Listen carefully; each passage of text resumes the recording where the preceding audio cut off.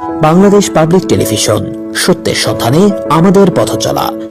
আসসালামু আলাইকুম। আমন্ত্রণ বাংলাদেশ পাবলিক টিভি নিউজে, সাথে আছি জুনায়েদ আহমেদ সৈকত।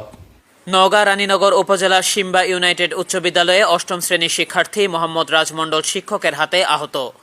নওগাঁ থেকে তথ্য ও ভিডিওচিত্রে আমাদের সহকর্মী রায়হান আলীর পাঠানো ডেস্ক রিপোর্ট। নওগাঁ রানীনগর উপজেলার সিম্বা ইউনাইটেড উচ্চ বিদ্যালয়ের অষ্টম শ্রেণীর শিক্ষার্থী মোহাম্মদ রাজমণ্ডল পিতা মোহাম্মদ শহীদুল ইসলাম রাজকে বেঞ্চের উপর পানি ফেলার কারণে শিক্ষক মান্না এবং উদয় বেত দিয়ে 1 থেকে 20টা রাজের পিঠে মেরে আহত করে। টিফিনের সময় স্কুল থেকে বাড়িতে গেলে রাজ অসুস্থ হয়ে পড়ে। তখন তার বাবা শহীদুল ইসলাম তার ছেলে রাজকে রানীনগর উপজেলা স্বাস্থ্য কমপ্লেক্সে নিয়ে আসে। তাকে ভর্তি করে পুরুষ ওয়ার্ডে রাখে।